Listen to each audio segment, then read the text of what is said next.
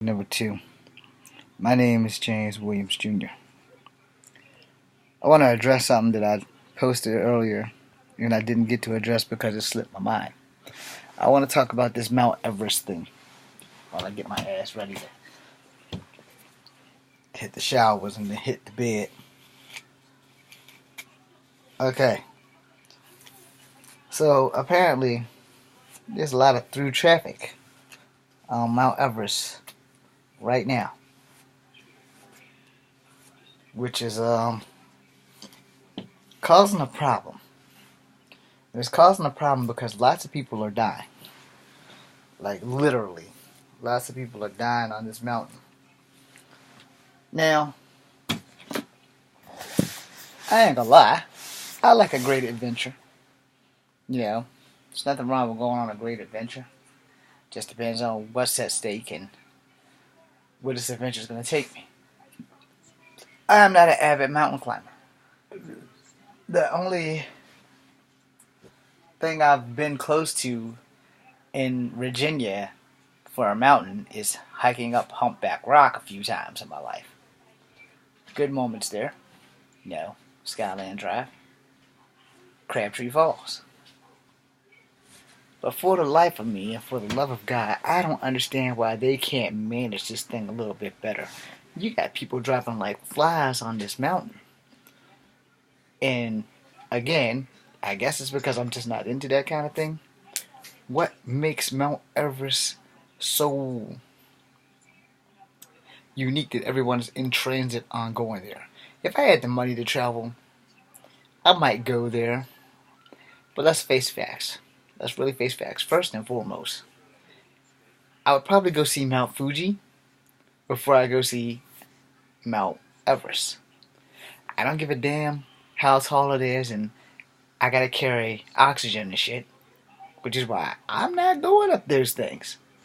If God wanted me to climb mountains, He would have made me a mountain goat instead of the man that I am. Now, let's weigh the pros and cons. Mount Everest, I gotta climb. I gotta be annoyed by people that really want to be there and climb. If I'm not filming a movie on Mount Everest, I'm not going to Mount Everest. And I'm not like taking this as a joke, I'm deadly serious about the deaths and shit. If I have a choice between going to walk the entire Great Wall of China or go to Mount Everest, I'm taking that Great Wall because it's on level ground. The elevation isn't that bad. I probably can, if the right people make arrangements, I could probably sleep on the wall. Carry a sleeping bag and a backpack and enough food for the journey. Maybe a portable toilet so that I can be responsible for my waste. And carry that with me till I get to the end, unless they have porta potties on the Great Wall. Now, I don't know because I've never been there. But if I had a choice between going anywhere in Asia, between Mount Fuji, Mount Everest, and the Great Wall, I'm going to take the Great Wall. Because here's the thing. The Great Wall is wide.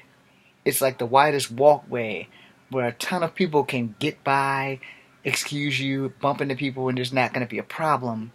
And there's no oxygen deficiency. It's the same thing. We have mountains here. The whole Shenandoah Trail and all that stuff runs through here. So if I'm going to go anywhere, I would go on a hike like that, then go to anywhere mountainous. And the risk of me dying on the Great Wall is like maybe 20%. That on the day I go to the Great Wall, a kaiju would show up. Even though kaijus are in Japan. There's no chance in hell that I'm going to go to the Great Wall in China and die. Where I gotta go to a mountain, I gotta carry food, plus oxygen. I'm a small dude. I'm not a backpacker. I'm not an avid climber.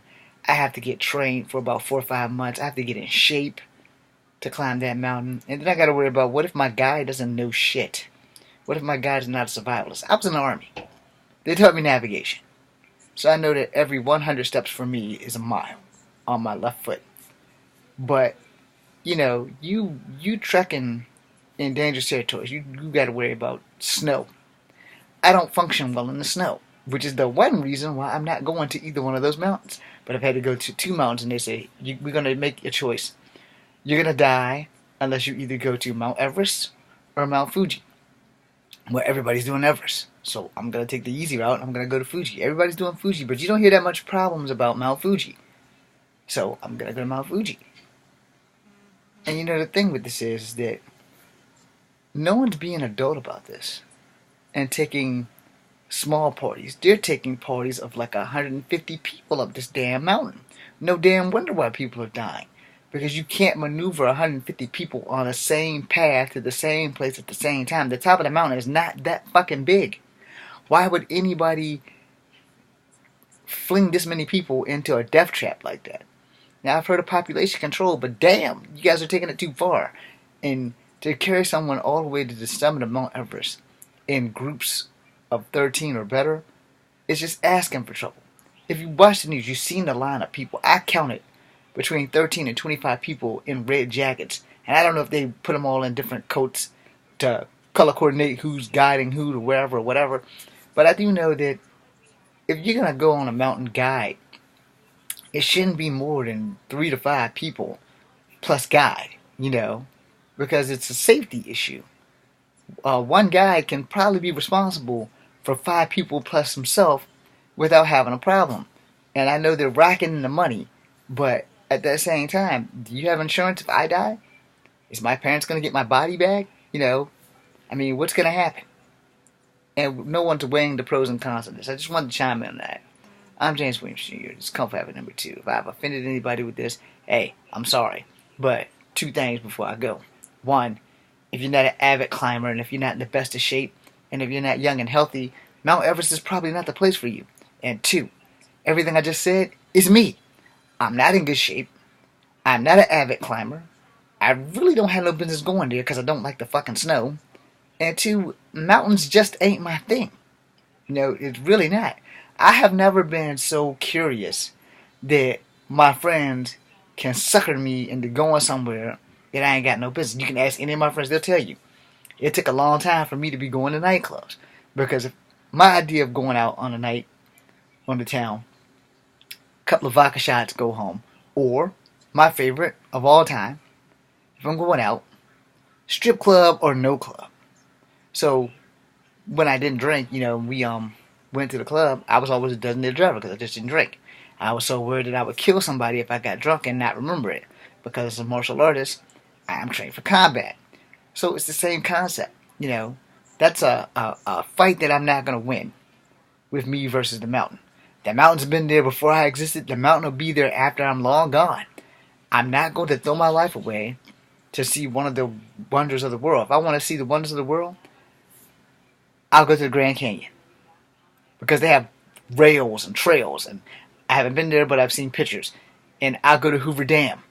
I'll go somewhere where I know there's a good chance that someone's going to rescue me that day. And I'm not going to die. Now, if I do a swan dive into a belly flop off the Grand Canyon or Hoover Dam, then my dumb ass probably deserves to die. But, these people are just outrageous going to this mountain, and I don't know what the thrill is. So somebody needs to explain to me what the fuck is the thrill of Mount Everest. Now, I know what the thrill of the Great Wall is for me because I do Kung Fu. I would love to go to touch a piece of history that had some martial arts influence in it. I don't think there was any martial art influence in Mount Everest. Maybe Mount Fuji, but I don't want to deal with any mountains, period. Like I said, I want to go to the mountains. Humpback Rocks, 40 minutes away. Driving. Crabtree Falls in the other direction, about 40 minutes away. The difference is Humpback Rock's free. Crabtree Falls, not so much. But it's still a pretty good sight to see, and I think everybody who lives in Virginia should see Crabtree Falls at least once, and definitely see Humpback Rock at least once. Before I go again, the first time I went to Humpback Rock with my uncle, I fell and got hurt. Every other time I've gone to Humpback Rock, I've had a pretty decent time, and the last time I went was with my ex-fiance. And then we were going to go a time before that, but I had a bad feeling and somebody shot up Skyland Drive, so we didn't go. Luckily, I go with my gut. And my gut's telling me mountains are not for me.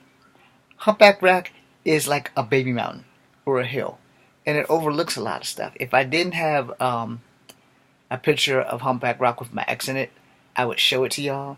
And I have a picture of her with my ex in it. It's on Facebook. It's all put on private so nobody can see it and so that she can't give me any legal ramifications. But yeah, Humpback Rock is a beautiful place. Google it. I'm sure you'll find some pictures about Humpback Rock and Crabtree Falls. And if you're local in Virginia, you probably have been there. And if you haven't, you need to go. I'm James Williams Jr., and I gotta go. Be seeing ya.